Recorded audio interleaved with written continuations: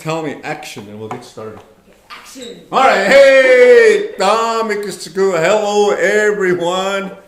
Welcome back to day or session number 2 of our Blackfoot language program, sponsored by the Galt Museum of Lethbridge. We've already kind of started, but we had some technical difficulties with our sound, but we're going to get started again. So welcome. I'm going to talk Blackfoot just for just a couple of minutes. Okay, and a gate, see, boy, you're going to get to me. Get a connection with some boy. And so I go beat as a section. No more to do it just a big gain. I'm saying the chick go eggs, a gag, some enemy, so just a go. Get a connection with some boy. You won't say, Epst, some won't say, I got the big say. Can I say? Ja, stu me ook skaatsa me no niet zeepor sin deskede maatstkia. Okay, je kan ek soms so baie de mitstike. Hey, see boy wat ek dan mitstike. Dit is be somok spamok. Greetings everybody. We're here on our session number 2 on our Blackfoot language. We talked last week about, of course, we use a 13-symbol Blackfoot alphabet. Of course, it's the English alphabet, but we took the 13 symbols of those alphabets and we created our own system of writing. Now, of course, Blackfoot was not a written language. Blackfoot, of course, is taught orally. We learned it at home. Just like how you learned English at home, I learned Blackfoot before I spoke English. So English is actually my second language. So we talked about the alphabet. We talked about the people that spoke Blackfoot. Okay? 4 groups. Nowhere in the world other than right here in southern Alberta. 3 groups in southern Alberta and a group in Montana. There are the Blackfoot speaking. Okay? So we're just going to just a quick review on who they are. My community, Ghana. And then, of course, west of Fort McLeod is another group are called the Piikani. The third group in Alberta are these group of people, Siksiga, and they are east of Calgary. Okay? The fourth of our Blackfoot language speaking people are in Montana, and we refer to these people as the Amska Gani. 4 people, okay? These are names that we've called ourselves for a long, long time, right? This is the name that we refer to the Ghana, many chief people, or many leaders, Piikani, the Scabby-Robe people, the Scabby-Robes, and then Siksiga, of course, literally the Blackfoots, and Amska Piikani are these people over here. They're just the southern Piikani. Amska Piikani, right? Amskapos. And sometimes they say, refer to the Piikani of Alberta, Apatse Piikani, the northern Piikani. So collectively, these 4 groups of people speak a language no other language group anywhere. Just this group right here, okay? And there's at least 53 indigenous languages that exist in Canada, right? So, if I'm wrong, but I'm pretty sure it's pretty good ballpark. And this is only just one of them. There's no other language anywhere else. So, this language has existed long, long, long before Canada became Canada. So within this group of people existed political systems. Within this group they had a marriage system. Within this group they had family structures, right? Community structures. Just for me? I got one. Yeah. Okay. Well, 2 for me. Now it's kind of getting, so I can feel the heat. So, just a quick review. Gaina, Bikani, Siksika, and Amskapi Bikani, the 4 groups. They are the Blackfoot language speaking people. 8 seat weeks. Now it's okay.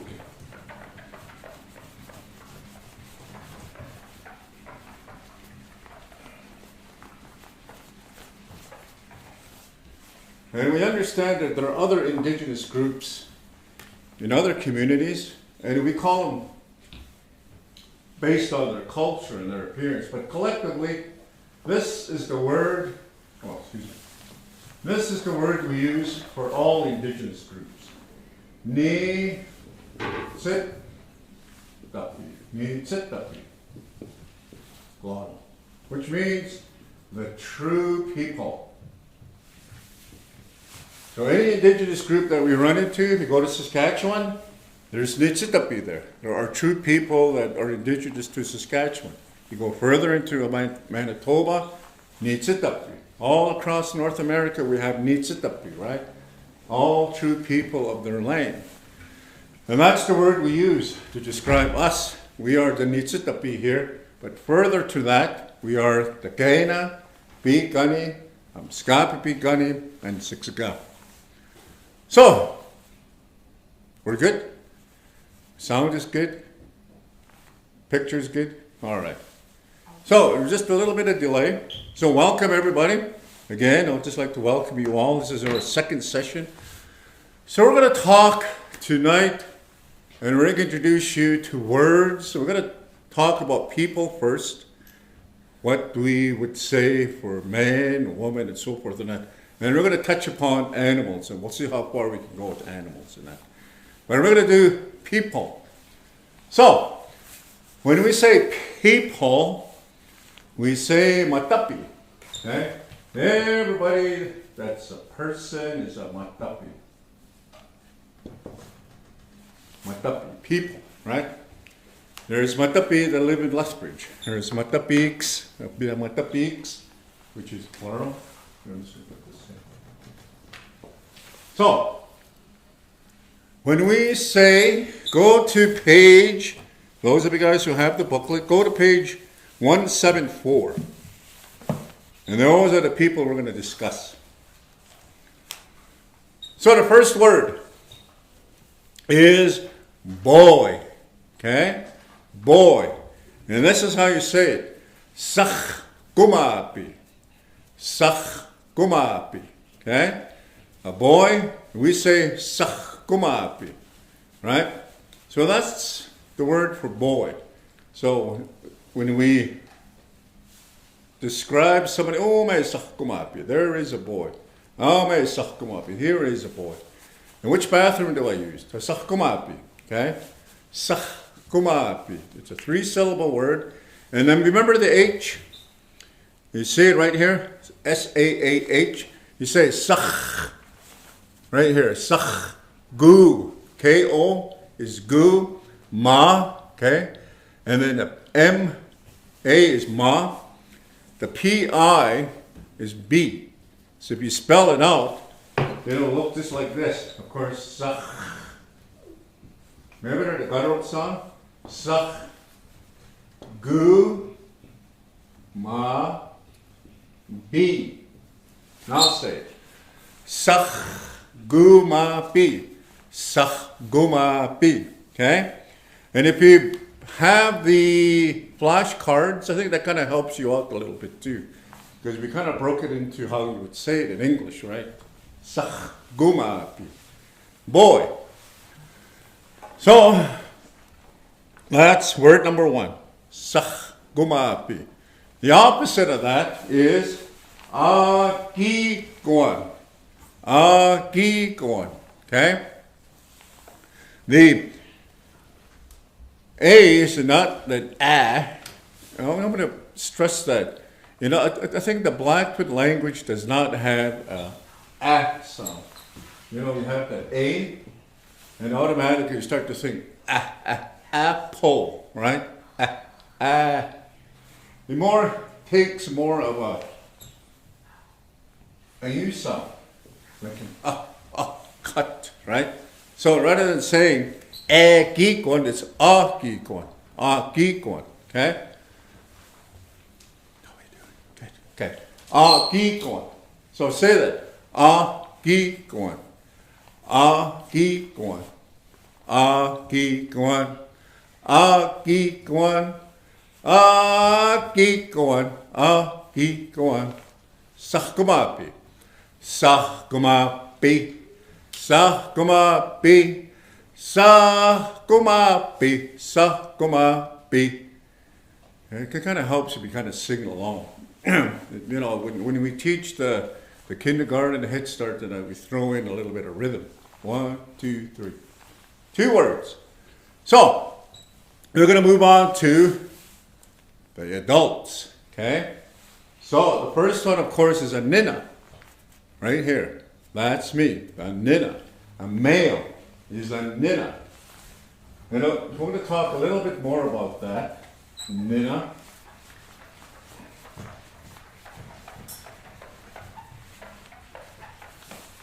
Oh, yeah. These are excellent. Thank the Galt for providing these and that. It kind of breaks down the word right there. There's the spelling, but this is how you say it, okay? Really helps you. There's of course, we were talking about a sahkumapi. It's right here. Where is it?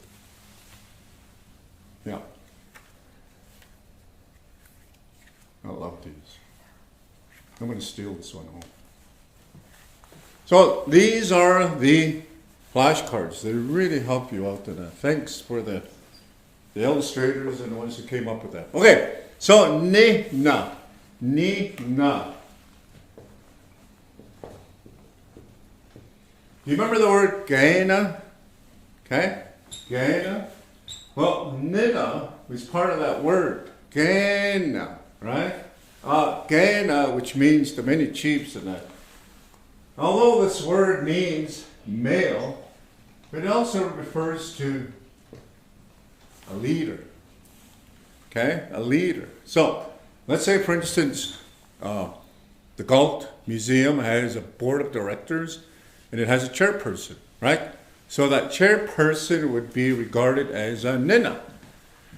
And then the city of Lethbridge, of course, has a mayor, right? You say mayor, and we refer to that person as, oh, he's the nina.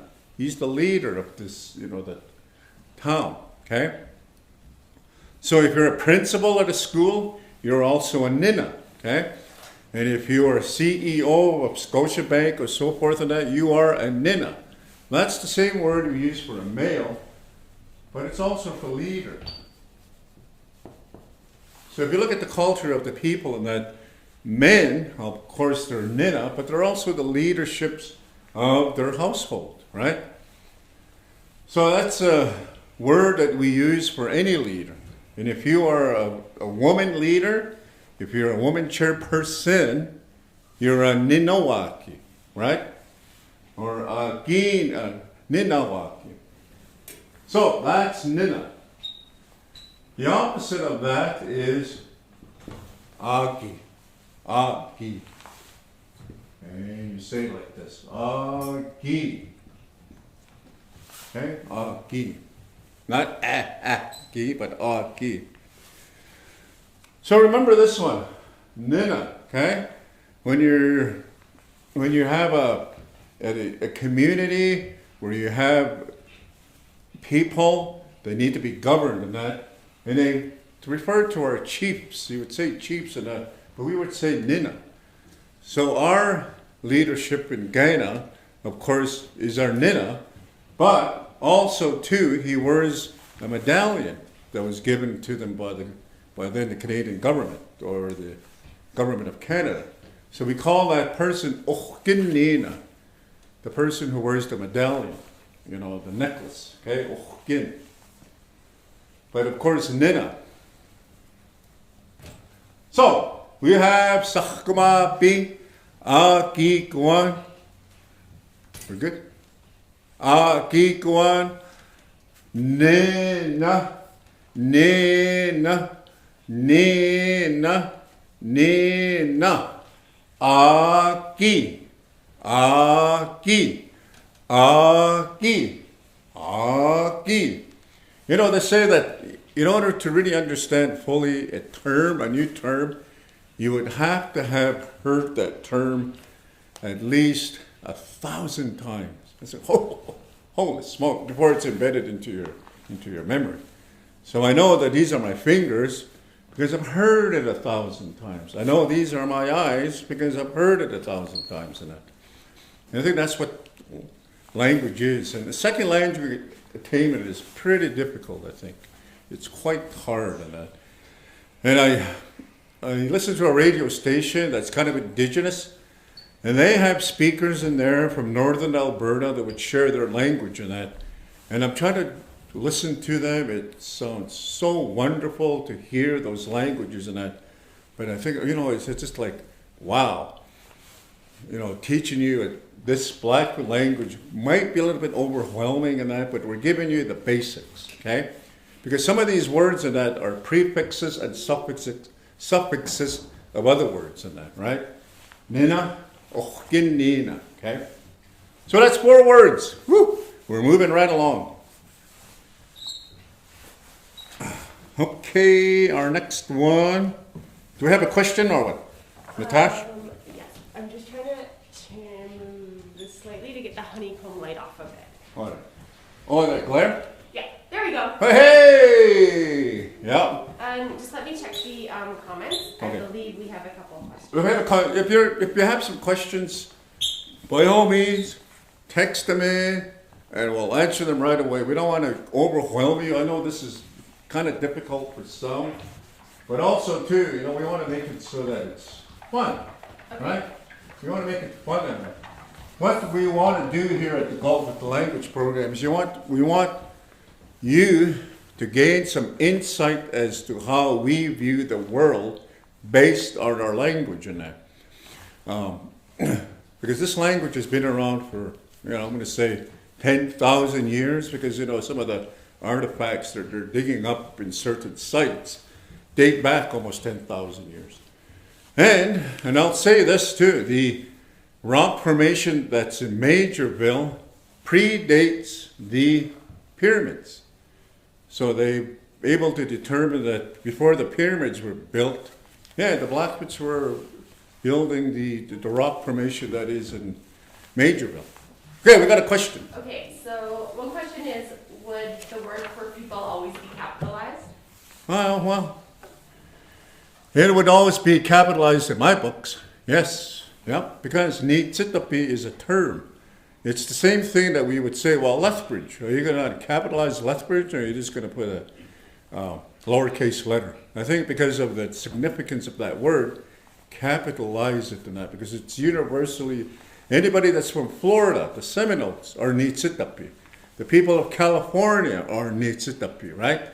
All indigenous people in that, and they're very true to where they are in that. And the origins where they come from, the language, the systems, the pedagogies that exists in those people. Any more? Ninawaki, Queen Elizabeth? Hey, that is what we call the queen, yeah, Ninawaki, yeah. But you can also be a Ninawaki too if you're, just trying to think, who just retired here? Susan. Yeah, Susan. Hey, Susan, if you're there, you would be a Ninawaki, right? A leader, right? The woman leader. So that's the term that we use in that. And of course, you know, when we see the queen, they say, hey, Ninawaki amo. Yeah, so that's, yeah, very true.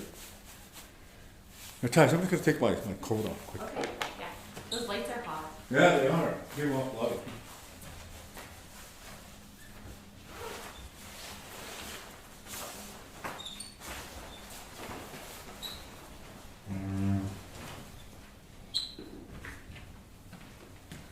Okay. Hey. Now. Yeah. I had a thought. Okay. So when I say that the people have existed here for 10,000 years, and that, well, they're still digging up artifacts artifacts. Can you still hear me?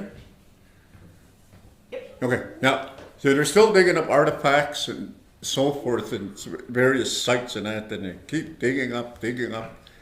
And the people that were there, of course, are the Nitsitapi, the Kena, the Siksika, and so forth. So, we're going to move on. We have two more people that we want to get to. And these are the elders, okay? An old man is a Gina. Gina. Of course, there you have it again, right there, the H. Gina. That's what we call our elderly men. When does a person become an Gina? Well, I guess it's something that, the people and that, they have to, within themselves and that, what would be an Gina? Well, in Canadians and that, somebody who's 65, who's retired, is officially an Gina. Maybe us could be somebody who's gone beyond the 65 and has really gotten gray and old, like my dad was 86. And that would be an Omkina. He's kind of past his prime, somebody who's kind of can't do the tasks that he usually would do. My dad was a cowboy, so he couldn't ride anymore. He couldn't fence anymore. He just couldn't do those cowboy tasks. And that then you become an Omkina, right? But he's also gained a lot of respect because of the age, right? He's lived a long life. He's got lots of stories to tell in that, because Blackfoot is an oral language in that. We learned through those oral traditions, right? So my dad probably had a lot of stuff to share with me. My grandfather, those stories of that, all told orally in that, not written. We watch them, we see them, and they give us oral instructions, and we learn the language from them, right? I want to say this. English is a foreign language right here. Blackfoot was here, English came after, okay? So we were, like the people were here long before the English language came here. So, Gina.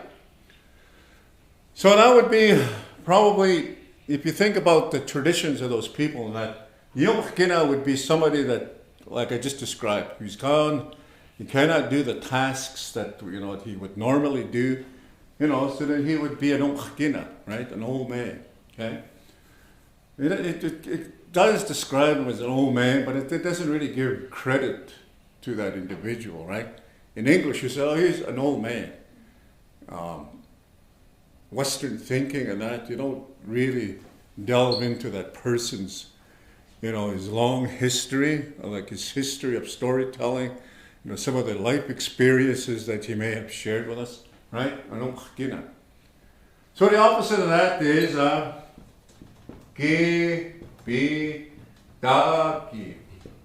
Gipitaki. Okay? Gipitaki. Western thinking, you would say, an old woman. But the Gipitaki really means exactly what we just discussed with an old man.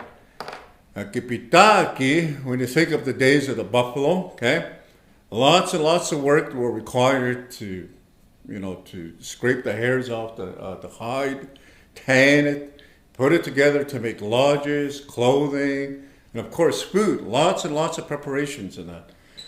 And the women, a huge task in doing those things and that, right? So collectively, the Akiks, would get together, and then they would very systematically form themselves into a group, and they would do all those tasks and that, right?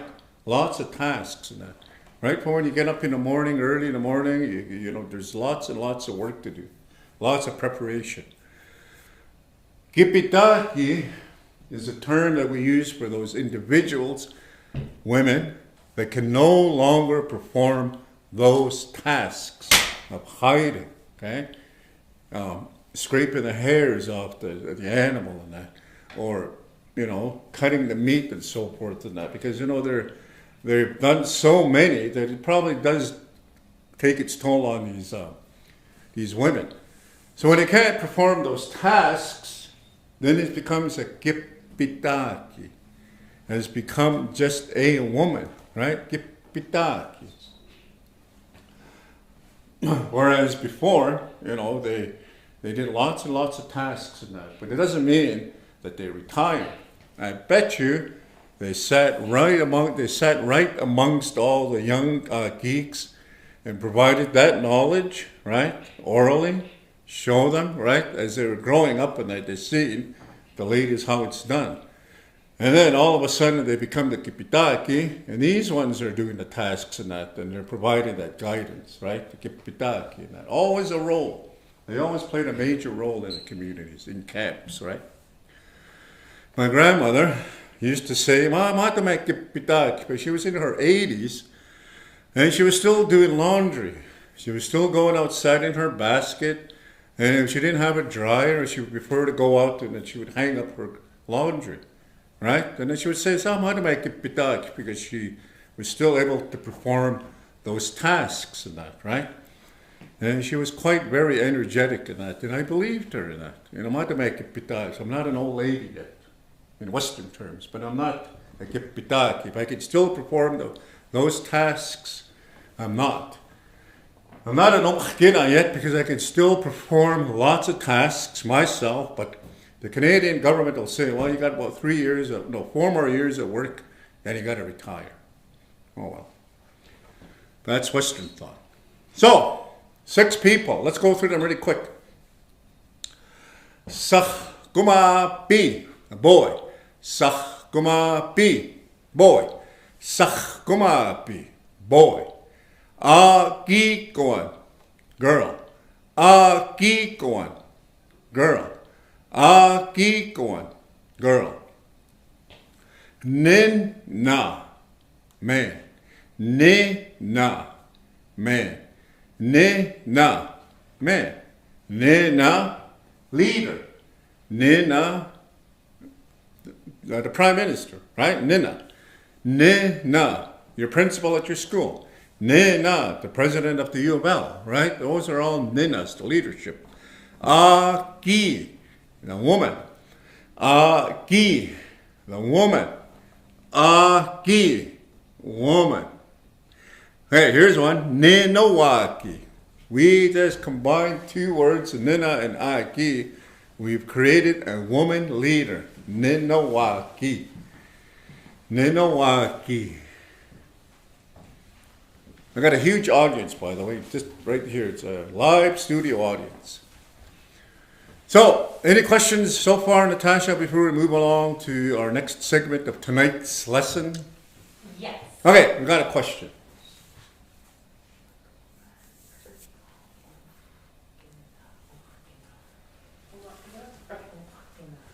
Gina. Yes. Would the Old Man River be called? What's that? Would the Old Man River be called River? No, that would be the Napi Nitda.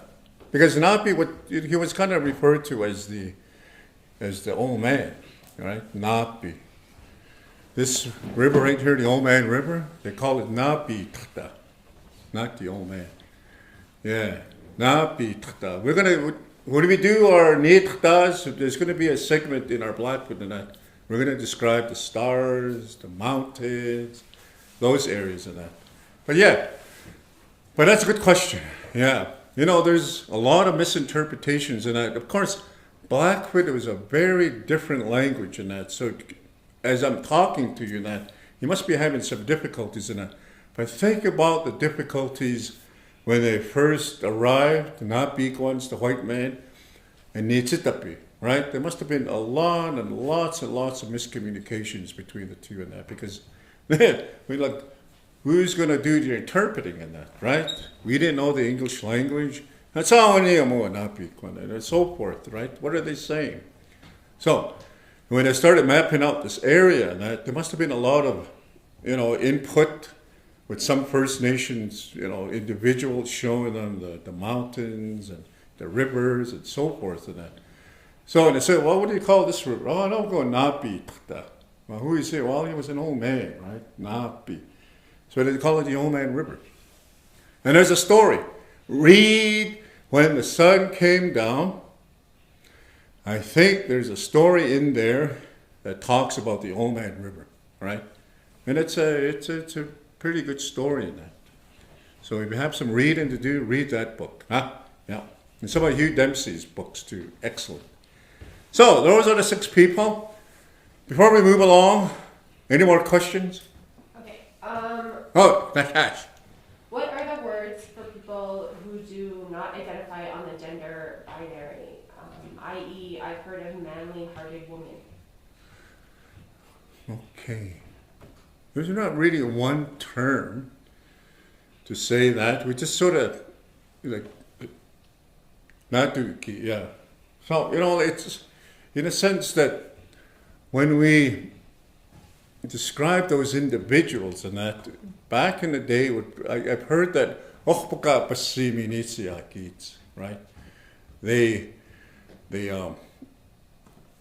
They prefer or they do the tasks, or this is their preference with the women, right?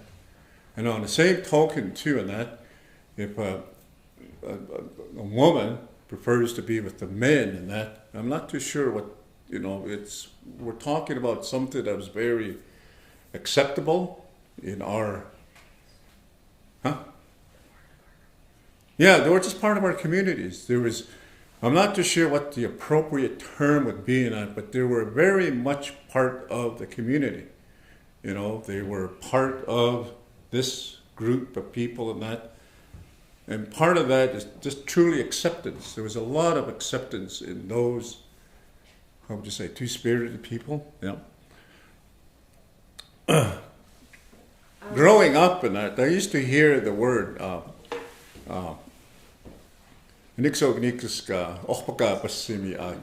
right? And I had some of our elders in that, right when they grew up in that, I had a relationship with them.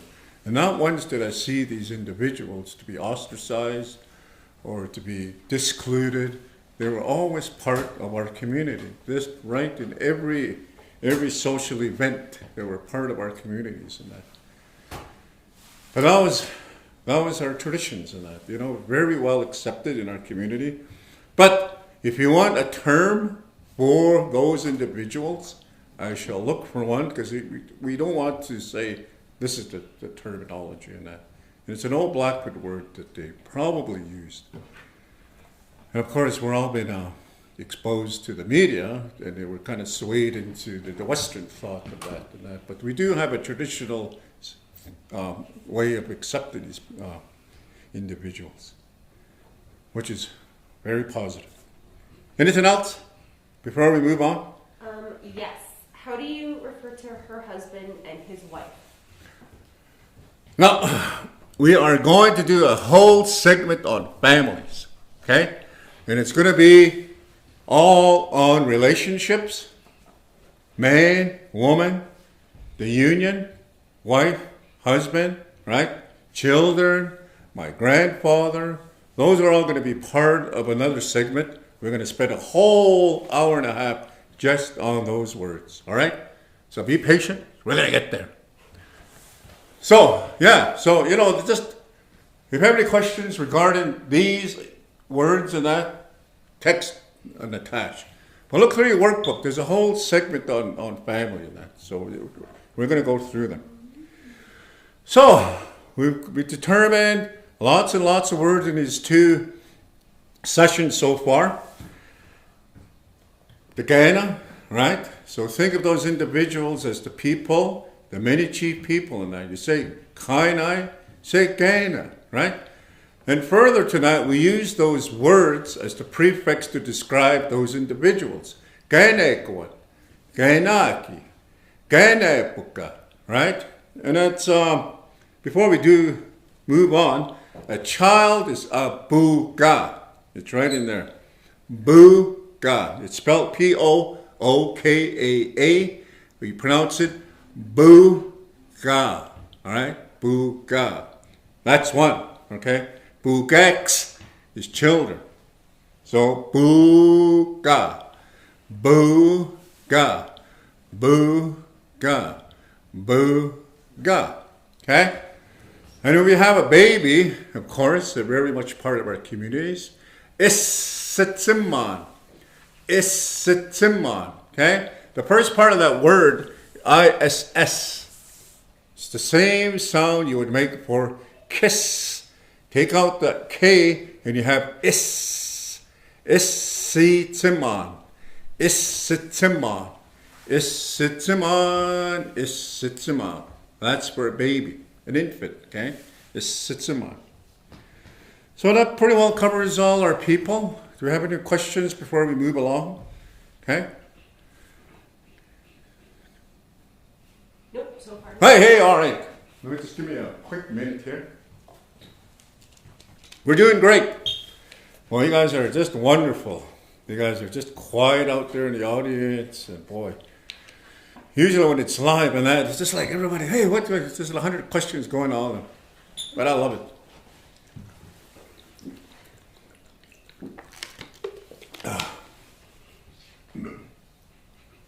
We already did a review on the people. These are the terms we use to recognize and identify genders, right? Nina, ki, omkina, ki pita, ki, sakkumapi, ki kwan, buka, and isitsima. Okay? Those are the gender words we use for those people. So we're going to move along, and before we move along, any more questions? Just refreshing the page. Okay, so we're just going to wait a couple. If you have any questions regarding these, okay, before we move along, we want to answer this question as quickly as possible. Nope, so far so good. No, so far so good. Okay, good. All right. So let's move to animals. All right, we're going to do some animals. Why we do animals is because animals play a very important part in our culture, okay?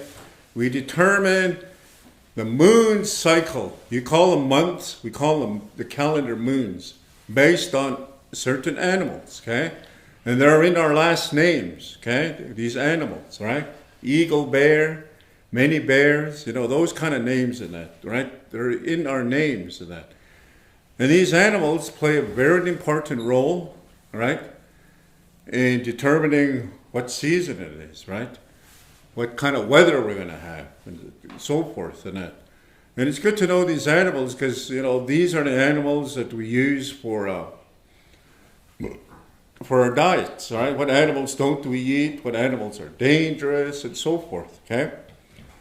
So we're going to begin with our animals, but somebody wanted to hear a Napi story, okay? I want to say it in English because my audience is probably all English speaking. But this is a story where Napi, which is a kutspi, where he had a race, okay? It has 3 animals in it. So I want to begin. So I want to say it in English. Now remember, these stories were passed down orally, right? So as a child, as an audience of these stories, and that, like sit and you would listen, right? You wouldn't hear it. You could hear a pin drop when they start to tell these stories and that, because the audience is just, oh, wow, all right? So let's do a quick Napi story.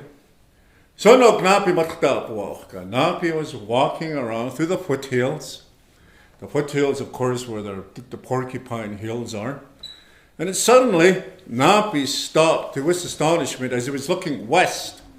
He seen this huge cloud of dust coming up from the porcupine hills, right? Just a big, huge dust storm was happening. It wasn't like a storm in that, but you could just see that there's something happening up there.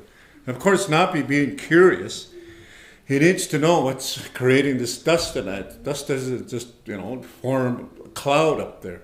Napi, so he started walking up there and that. As he got closer, of course, this dust was getting a little bit more intense, right? Lots of dust. When he got there, it was a clearing, like a meadow. And he got there, and to his surprise, there are all these elk. There were all these elk and that were having this dance and that were dancing. Epaskaya. And Napi thought, you know what, I've been hungry, I've been wandering the wilderness, I wouldn't mind a little nourishment and that. Now remember, Napi can communicate with animals and that. He was sort of a demigod, like in some books and that, they'll say that. That he can manipulate, he can change things, he can change the characteristics of animals and that. But on this one, he was hungry. And he thought to himself, I wonder if there's a way I can trick these elk while they're dancing, because they're getting really close to this edge right here, this cliff. If I can get these elk to dance so fast and that they'll push each other down into this cliff and that. So he negotiates. Okay. And then, so when I go Gnapi, and I turn around and say, no, Gnapi, the elk. And Gnapi tells the elk, can I join your dance? It looks very, very fun and that. I really enjoy that, but I don't want to just stand here. I want to join your dance. Gnapi had a plan, right? And it was, because I know Gnapi, don't just sit there and just watch us dance. In a way they went. They start dancing in a cloud of dust, of course, And I don't know why that big dust was not. The way they were dancing and that, they'd stop. And again, Gnapi, can I join in? And the elk says, no, nakitopi, again, he got denied. You could just sit there and watch us dance. So we did that 3 times. Each time you would ask permission to dance with the elk. They would say no. And on the 4th time, of course, the elk says, but dance how we dance and that. So they went in and they're going to go Gnapi. And the elk started dancing. Then they all stopped. But Gnapi had a plan. I want to get them to dance a little bit closer to the edge, and then hopefully I can get a couple of the elk to fall. So Gnapi tells them, can I lead these next dances? And they all kind of looked at each other, except for the elk. Should we let Gnapi dance? He's doing pretty well. So go, dance in front. And Gnapi said, well, you have to follow me. So they started dancing. And of course, Gnapi had a plan. As they were dancing in a circle and that, each time he goes a little bit closer to the edge and they would stop. Second time, start dancing a little bit closer to the edge of the cliff and they would stop again. And then about the 3rd time, he tells the singers, do a little bit faster. Then we can dance a little bit faster. And then Gnapi's telling them, make sure you follow how I dance and that. So they started dancing around. And then about the 3rd one, they got so close to the edge and that in the 4th song, dancing around so fast, as they quickly stopped, they got so close to the edge, they started pushing each other off the cliff. Of course, Gnapi was over here.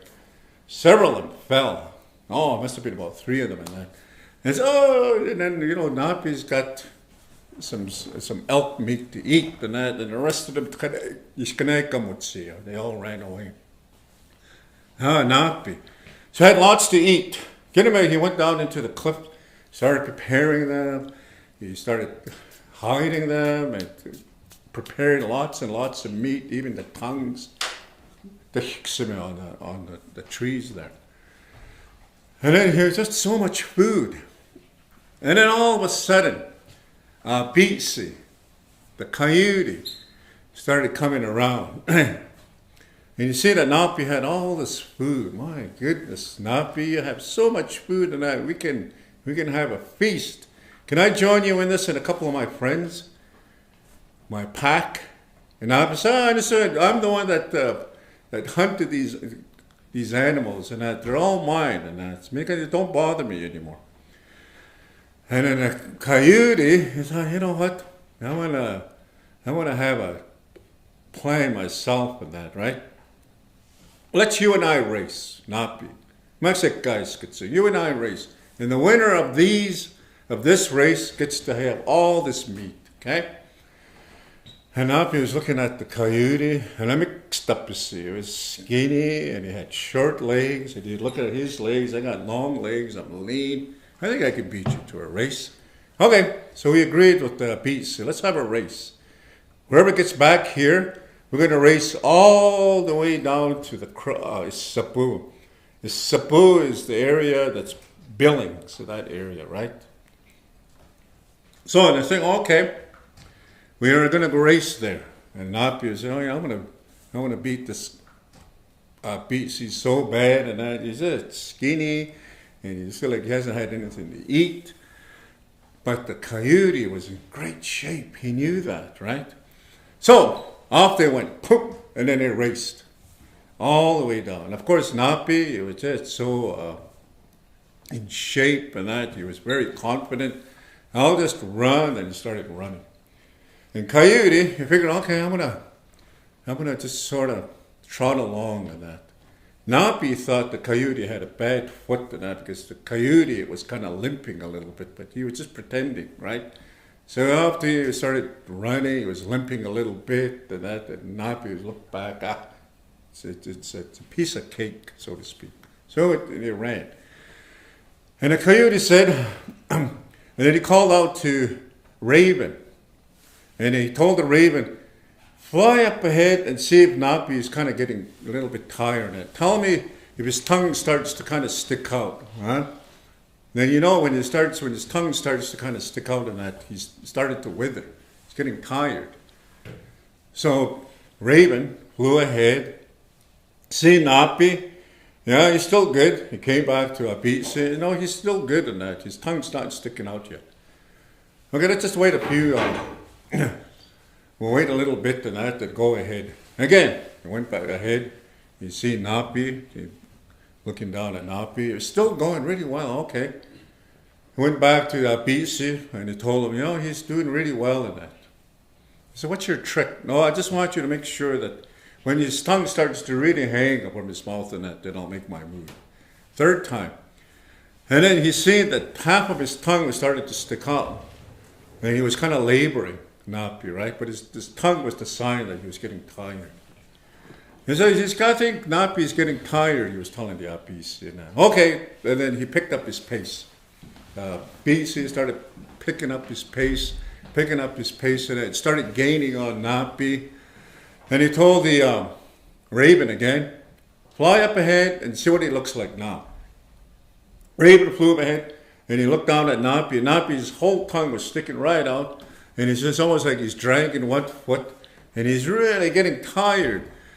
And then that's where BC made his move. And that he had no more sore foot, and he just passed Napi halfway to their destination by Sapu, and he came back. He beat Napi by almost a half a day, so to speak.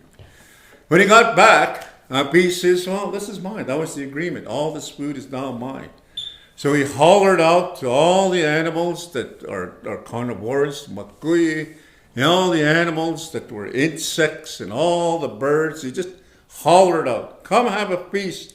I have lots to eat and that. Even the insects crawled up to the trees and that, and they started feasting on the tongues.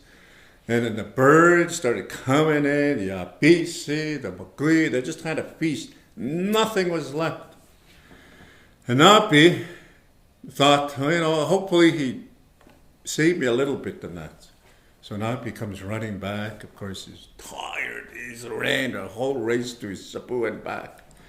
And he's seen all this food was gone. All my food, all my thinking and all my planning on how to get the elk to dance with me and so forth, gone because of the apisi, okay? Then when you hear about these stories about Napi, we think about, you know, the adventures, you know, the rules that he has to abide by, social norms, right? When you think about all that much food and that, Napi had so much food for all the others. All he had to do was just share, right? You know, the moral of these stories of these Napis and that. All he had to do is just agree, okay, there's plenty of food here and that.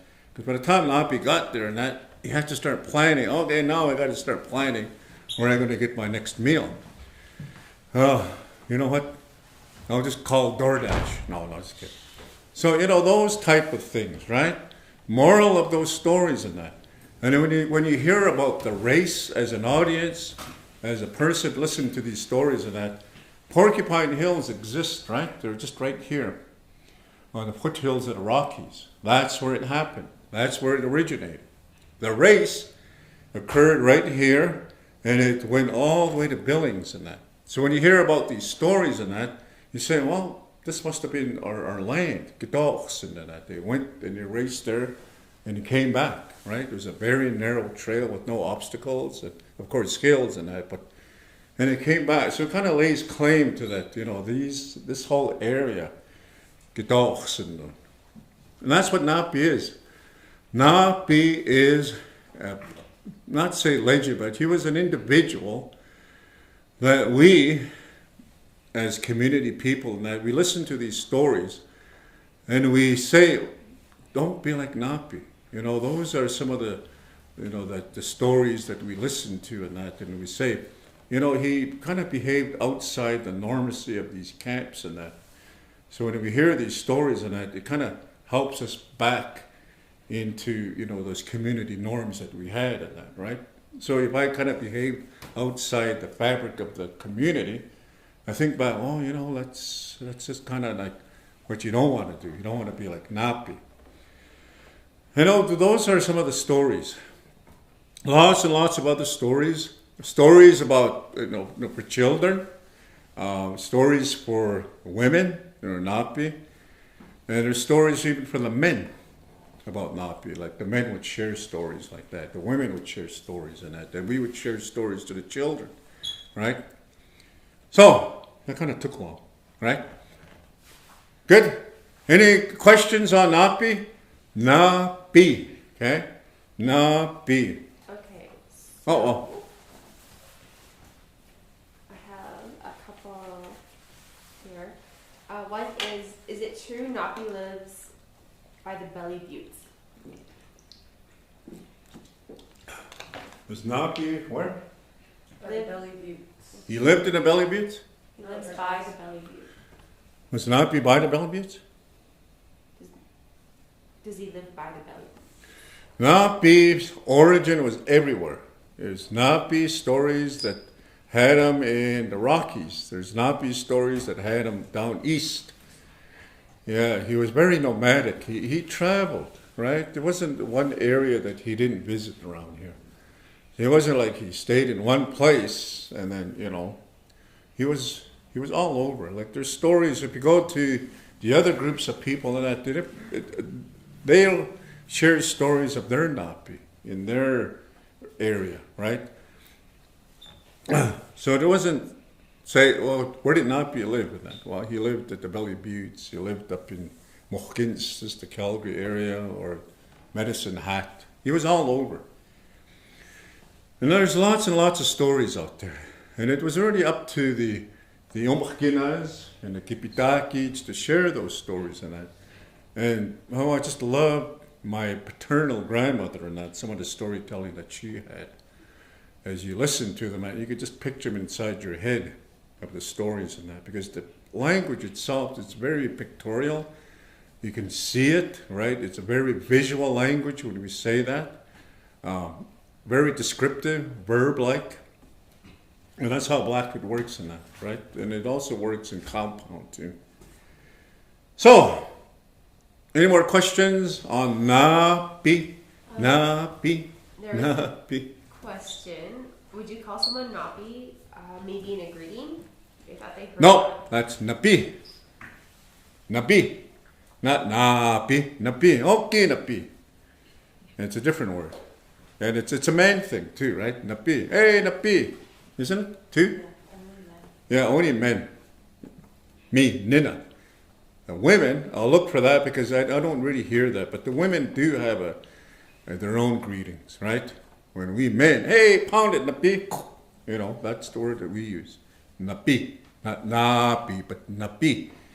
Right? It's almost the same writing, but it just sounds different. Napi. Napi. Right? Real quick. Does that make sense? Napi? Miss Scully? And there was just a comment saying, thank you for the awesome story. What's that? Thank you for the awesome story. The what story? The Napi story. Thank you for the awesome Oh, story. hey! Yeah, Sugapi. It's hard to- So Napi, in a sense, if you look at Napi, he is equivalent to the Western culture's big red dog. Not really. Trying to think somebody in that, because we learn from Napi. There are morals to all Napi stories. Yeah, the trickster, right? You know, he's a person that manipulates. He could create, you know, one shot story of that, you know, like the bobcat, right? He's got a squished face and he chopped off his tail because the bobcat stole Napi's food again, right? So he chased after him. He caught up to the bobcat, not dying. He said, "You're not going to steal from me anymore." So he punished the bobcat and he smashed his face against a rock, pushed his face in, and he chopped off his tail, and that's why you have the bobcat, the bobtail, right? That was Napi's doings in that, because the bobcat stole from Napi. So those are some of the stories, right? And one of such story in that we have the artista, right? Now the artista at one time had a long tail. If you look at the artista today in that, they have the hind legs are bigger than the front one, and we call them the artista based on the way they walk, right? They have a really odd way of walking. The artista was not necessarily punished in that, but he was given an advantage because every time he would run away, he had 4 legs, but every time he'd run away from the magui, they had a big long tail too in that. And the magui would grab him by the tail and then he would. So Napi seen that, and then he said, "You know what? We're going to give you something." So he stretched out his ears because this animal just didn't seem to listen very well to his parents and that. So he stretched out his ears and he cut off his tail because now the magui couldn't grab the tail so fast and that. And he gave him sort of an advantage now that if you try to chase after a bunny, right? You kind of hop all over the place and that, and it kind of confuses the magui and yeah. So, okay, so I'm kind of babbling here. Napi. Yeah. So if you want to hear some Napi stories, boy, oh boy, it's just like there's lots of them out there. But read some of the books that are out there, old legends and that. You know, the one in particular that I like is The Sun Came Down by Percy Beauchamp. Lots of them in there. Lots of Napi stories, and it's really good reading, okay? All right, let's go do some animals before we do any more questions. We're going to begin with non-indigenous animals, okay? So welcome to the new world. Welcome to this new world that has been now going to be occupied. You know, it's been discovered. You know, the settlers are going to be coming into our new world and that. So they bring with them their animals. You know, the animals that they brought over. These animals are not from here. They're indigenous. Now, because they were brought over here into the Blackfoot Confederacy territory, we see them, we have to give definition to them, and we have to give them a name. Okay, so these animals are now very much part of southern Alberta. Okay, so we're going to begin with a bus. Bus. In there somewhere is a bus. I'm not too sure how these are arranged in that, but we're going to talk about the non-indigenous animals in that. So when I say bus, we're talking about the cat. The cat, that's a bus, okay? Why we call that the bus is probably of how they purr, right? You know, if you ever listen to how they breathe and that, oh, bus, the way they breathe, the way they purr, right? Very characteristic of a cat, the purring. So they call it bus, right? So the cat, of course, it is now a common pet in all households. I think one of every 2 households has a bus. So we see the animal, we had to give it a name. So we said boss. So if you have a cat at your home, don't say cat, throw the cat out. You say, throw the boss out. Okay? Isn't that common? You kind of throw the cat's scratching up the chest. Throw him out. No. Boss. So if you have to deal with the cat, say boss. Okay? The boss. Very easy words in that. So cat, right? Boss. And it's spelled P-O-O-S-A. You don't say the bossa, boss. Silent A. Okay? Animal number 1. We're going to go with another animal that's very common. Imida. Imida is the term we use to describe a dog. Imida. Okay? Now the imida, of course, are the Chihuahuas, the German Shepherds. Those are all the breeds that were brought over in that. Those are all non-indigenous. Our imitas, of course, were the wolf and the coyote. Okay? The word imita refers to those animals. There's still a wolf and there's still a coyote. It becomes only an imita when we domesticate the animal. It's a wild dog, right? By nature, it's a wild dog. So you would have to go out into a den, retrieve a puppy without the mother knowing that, and bring the puppy, whether it be a wolf or a coyote. You would domesticate the animal, have a relationship with it where it's domesticated, and you feed it, right? He kind of relies on you to, for its to have his food and his drink, right? So you give him all the drinks, and pretty soon you shape that animal to be very tame. It's now domesticated. Although it's a wolf, when it's domesticated, then it becomes an imida. Okay, that's where the word comes from. Domestication of a wild dog, imida. So when they started coming with their pets and so forth, and that they were already domesticated, hey, we already had a word for that. Imita, oh, imita, right? What kind of bukumita, umkumita, big dog, little dog, moyomita, fairy dog, right? Excumita, long, skinny nosed dog, which we call the greyhound bus, right? Excumita. Yeah, the greyhound, skinny faced dog, okay? But imida is the root word for these dogs and that. So the word imida is a domestication of those animals that we had, right? They were indigenous here.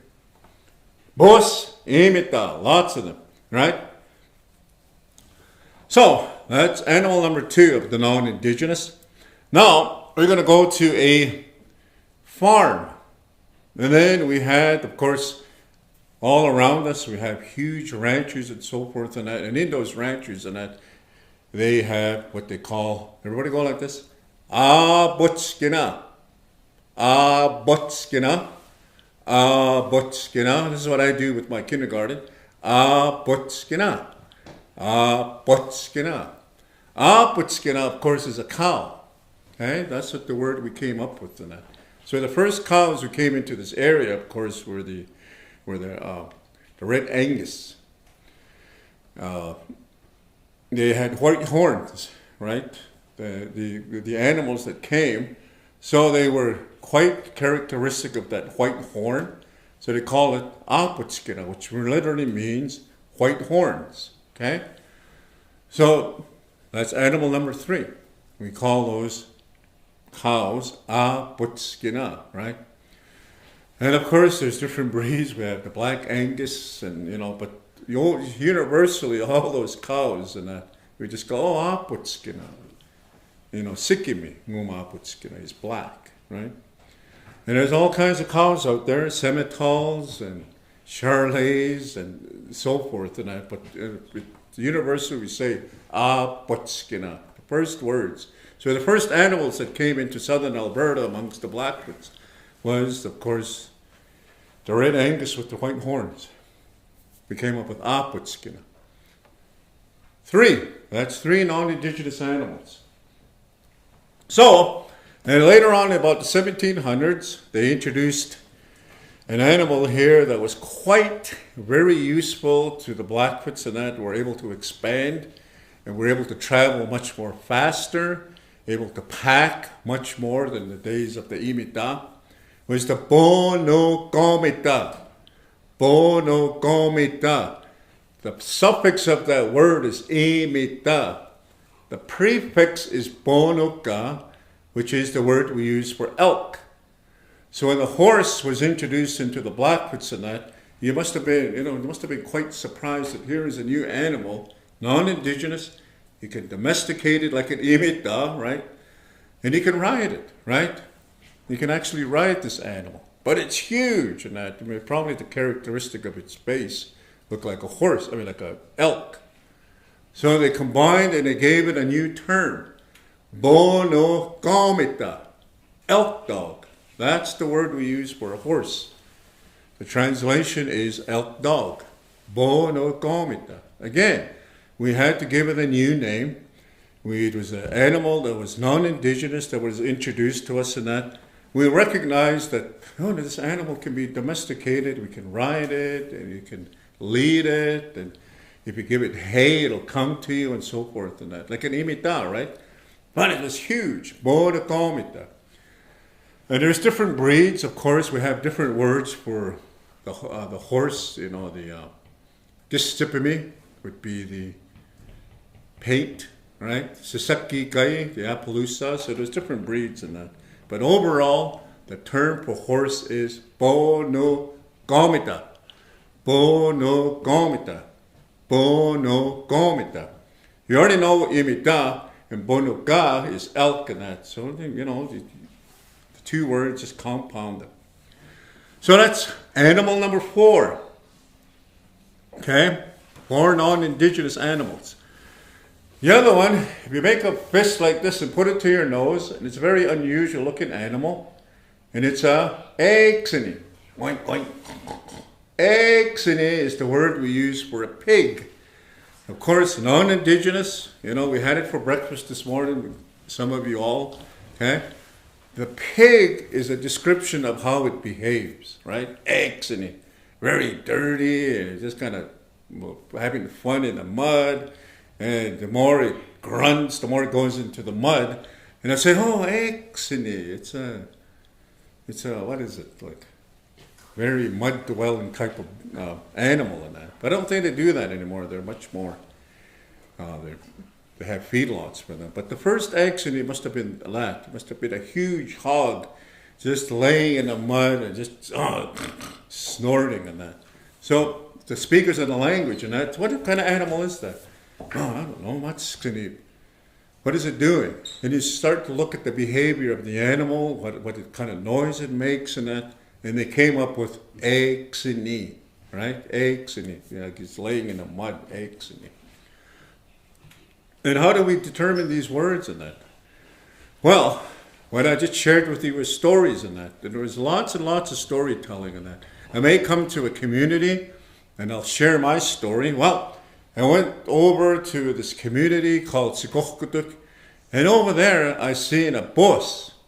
What did it look like? You start to describe the animal, and it purrs and it's got claws and it scratches up all the furniture. So those type of things, and word goes around in that, right? So next time you come up with these animals, and say, and I heard that story. Bus. Here's an imita, right? And what do you call these kind of animals? I think I heard that story. They call this Aputskinna. So those terminologies, and then they go into the community through stories and that, right? I seen that animal that had white horns. So what did they call it? Aputskinna. Well, that was the day when I started settling this area. Bonogomita was one of the first non-indigenous in that. When I say Bonogomita, we have names now based on an animal, because we were able to, with the Bonogomita, expand, our region. We're able to travel a bit further much faster. We're able to pack a lot more, and with the tribe voices and that. And away we go. Bunagamita, very instrumental in our hunting and our travel. And we're prized, right? We have names. We have names like that with horses. So, 4, right? Or 5. What's 5? That's the fifth one. The 6th non-indigenous animal is, of course, Colonel Sanders' first, is a Nitawaki, right? And there's all kinds of Nitawakis. Here we got Mary Brown Nitawaki, Popeye Nitawaki, KFC Nitawaki, right? The word Nitawaki is a word we use for the chicken, okay? Nitawaki. Can you see that the word aki as the suffix of the word? Nitawaki, okay? And part of that word is ni tsitapi. Ni tsitapi, of course, means true and only, the only people. So when it was seen the Nitawaki, the person who made these observations must have seen a flock of them. And all he's seen probably were the females, all the females. And he determined, okay, they're Nitawaki. Only women. The animal is just that, only women. Nitawaki. So there must have been a rooster amongst them, right? So they just made an observation and he's seeing just a bunch of female birds. And that's what they call them, a Nitawaki. Words that we have to come up with. So the speakers of the language, who's seen the first Nitawaki? Well, who knows, but that's the description. That he would go out into the community and he would share that story. I seen a Nitawaki. It doesn't fly. Although it's a bird, but it's a flightless bird, a Nitawaki. And it just travels. So as they travel into the communities, they start to see these animals. Because that story has traveled now, right? And these terms is what we call those animals amongst the 4 groups of that, right? Bonagamita, Aputskina, Nimita, Bos, Aixini, and Nitawaki. Okay? Those are the animals that were non-indigenous. Oh, we got a question. Okay, I have a couple. Okay, we got a couple. How do you say the plural term for animals? Oh yeah, anytime you have a plural, okay, and this is going to be easy, okay? You know how you have an S for plurals. You have boy, boys, okay? Plural is this right here, K-S-I. And you pronounce the K-S-I like this, okay? Remember we were saying that the K is a ga. When it's in this combination where a consonant is after the K and it becomes a X, okay? So, when you say imita, you say imitex, okay? Imitex. When you say bos, bosix. When we say aputskina, aputskinex, okay? We have to blend it. You hear that A sound in it. Aputskina, okay? A-I. It's the X that makes it plural. You remember sahkumapi? Sahkumapix. You remember agikuan? Agikuan nix. Omkina, omkinex. Okay? It's that X sound that makes it plural in that. And it's this one right here. K-S-I. Okay? That's the plural sound. Yeah. Okay. Is that it? Another one says, you had told us the word for penguin, but I'm not sure how to spell it. Penguin? A I think penguin? Past classes. Oh, yeah, that's right. I threw that out to you. Remember? Those of you guys who are out there, okay? You remember how we create words based on the characteristic of the animal, okay? And I threw out, okay, you guys were speakers to the audience, and then I showed you a penguin, right? And you look at the characteristic of the penguin, it's a bird, right? But it's a bird that swims in the water, right? It's in the water in that. It seems to fly in the water in that. But if it comes out of the water in that, there's no flight. But they seem to be smooth and they fly. It has a beak, just like a bird, right? Webbed feet, just like a sa. So we came up with Suibeaksy, water bird, in the water bird, a bird in the water, Suibeaksy. And that's the words we came up with in that. And those are some of the challenges that as speakers in that we understand now that the world comes in the form through books, the internet. All these animals are now being studied. When you go to social studies, we have to start giving names to those animals when they travel to Africa, when they travel down under, the monkeys, and the rhinoceroses. Those are some of the challenges in that. You know, we don't have those words. We have to create those terms simply because they are not from here. They're non-indigenous, and all the other animals that we're going to study or know are from here. We already have names for them. So, a penguin, Suibeaksy, in a water, what ought to say? Suibeaksy, water bird, in the water bird, right? Beaksy is bird, Suibeaksy. I don't know if that is the term we use, but that's kind of accurate, right? Suibeaksy. We'll have to ask some of our speakers if that's the term we would give. And if it is, I'll take credit for it, right? I created that word.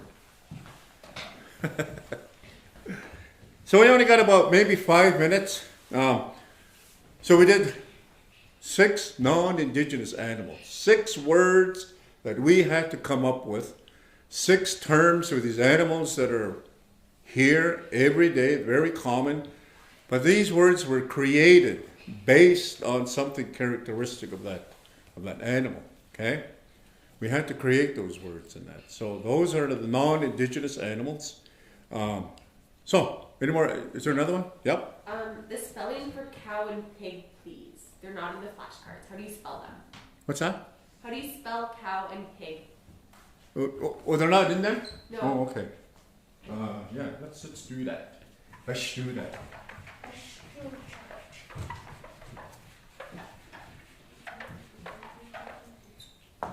Of course, it's a description of the animal, right? So,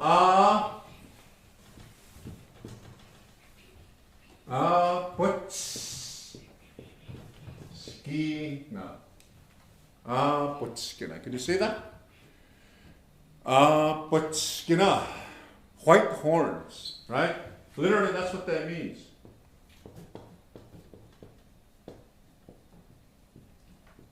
The animal with white horns. Cow, okay? What's the other one? Pig, okay?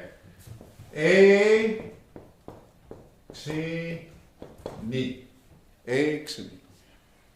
You remember we had that sound? We didn't have this combination of AI. It has that long sound. A long A sound, okay? Ni. You want to break it down? Ni. Okay? A long A. Ni. That's how you pronounce it. Ni. So those are the non-indigenous animals. You notice we don't have last names on these animals because they're non-indigenous, okay? There is no last names that exist. If there are names that have cow or chicken, they're probably misinterpretations in that, right? A cow would be almost an ini, would be a buffalo, right? But we do have names for horses in our last names, simply because of the value, very high regard animal in that, and the value that we have for that. And Natasha, we got about 4 minutes. Write down some questions from tonight's vocabulary, and I sure hope that we are teaching you the language in that, because again, we're only teaching very basics. We're not expecting you after 10 classes and that you go out into the community and bump into me and we'll have a huge conversation in that. What we want you to do is just have the very basic in that. Even before I learned how to read, I had to learn the alphabet. And after that, I had to learn the sounds of each alphabet. Okay? In Blackfoot, this class, hopefully we can give you some framework to let you have an insight into the language of the people that speak it, right? Through our eyes, our descriptions, how we view our community, politically, family, right? And that's what we're trying to, right? That's our goal, right? Is to provide you an insight into the language and how it works. Another question. Beep, out of time. Let's get. Sorry, I lost it. Would prairie chicken also be Nitawaki? Sa. No. Whole different word. Okay. What's the word? It'll cost you $5. Okay. Prairie chicken is gitoki. Gitoki. Okay. So if you're familiar with, the powwow, they have a dance in there with the men, and it's called a chicken dance. It's not the nitawaki and that. It's the prairie chicken, the gitoki. That's the proper terminology. So it's the prairie chicken dance, not the chicken dance. They cut out the prairie somehow and they just say a chicken dance. So they go out there, they dance, and they show some style. Be like it's a mating dance and that. It's not like a bird dance. Chicken dance. Gitoki. It's in here, and you're gonna learn all these animals and that, and some of the last names based on the animals. Okay, very important that we learn these animals because they're prefixes and suffixes of some of the words that we're gonna go through. Okay, yeah. What is the next new moon called? We're already in the moon right now of the frog. Matsi Kapisa is started on the 28th. Officially, on the 28th, we began a new moon called Matsi Kapisa Gisun. Gisun is the moon, okay? Matsi Kapisa is the frog. So right now, although we're April 1st, 4 days ago, when was the 28th? Monday? Monday was the beginning of what we would call the frog moon. Sunday. Huh? Sunday. Oh, Sunday. Sunday the 28th. Yeah. We were officially into the frog moon. And that's going to be a whole new study. Because we're going to talk about the 12 moons, okay? And how we developed our 7-day week. You have Monday to Sunday. We had to create a 7-day week based on, but we're going to cover that. It's going to be part of our lessons. Another one. The other one is it true that Napi lives in a brown house by the buttes? You're talking about my house. I know, I'm not Napi. Who are you talking about? No, again, no, Napi. When you say house and then you started to modernize Napi. Napi does not live in a house. Napi was a character that moved about quite extensively in that. He traveled, he stayed in the mountains, he lived in the river valleys. Huh?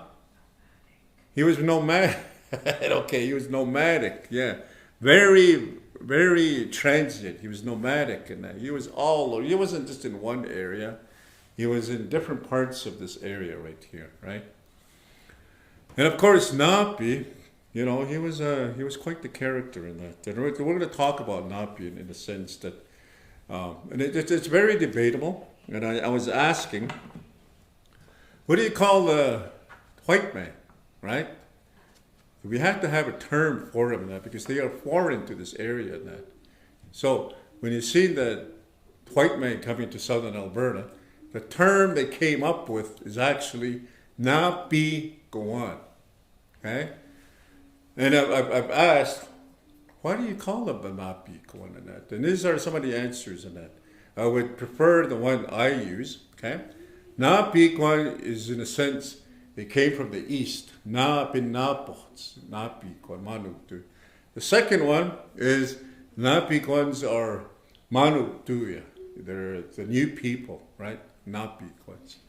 The one I use, Napi Gwan, is a description of those people that behaved like Napi, in the sense that they behaved outside what we would say the norms of our society and that. We're talking about a people that have developed a social norm to live in a community for thousands of years and that, right?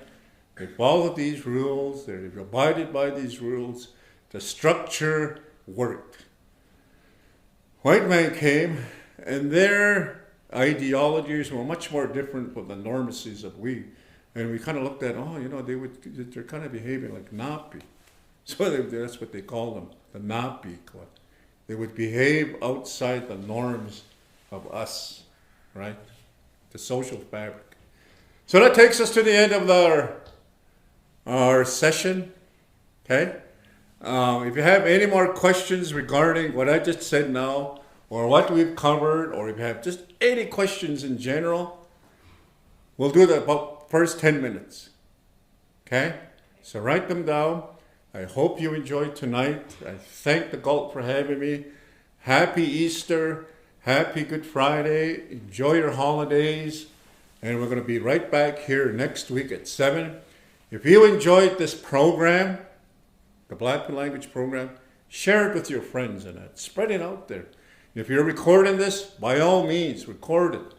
Because the Galt also are going to have copies of these as well and that. The more we get the language out there, the better, And I want the language to spread out there and that, right? How do you say sakkumab? What's a sakkumab? It's a boy. What's an akikon? Oh, it's a girl, right? What's an omkina? It's an old man, right? What's a kipitaki? Old woman. Aki, woman. Nina, man, but also a leader, right? So those terms in that were very, very important in that, because within those terms there are the culture in that. Kipitaki means old lady, but in our culture in that, it's an old lady, it's a woman that cannot perform those tasks anymore, He's outlived he must have made 1,000 teepees, he must have made 1,000 moccasins and garments and that. You just can't perform those tasks. Kipitaki. So, I'll end that there. Natasha's going to have all kinds of questions. She's going to email me, and we'll address those questions. There were several questions, from the last session. I had them written down, and when I was coming in, they blew away, literally. Oh, no. Yeah. They're probably medicine hat. So my notes are over there in medicine hat blowing around. So, again, hopefully you enjoyed this program. Join us again next Thursday. This is number 2. Next Thursday, right back here, 7 o'clock. Kaya matsinok po. Sugapi. Did you know that yesterday was National Indigenous Language Day? Oh, is that right? Yeah. Sorry, I know you said goodbye, but I just thought. Oh, Nice to wow. know that. National Indigenous. It's good to know that. Oh. Well, Natash, hopefully I did well.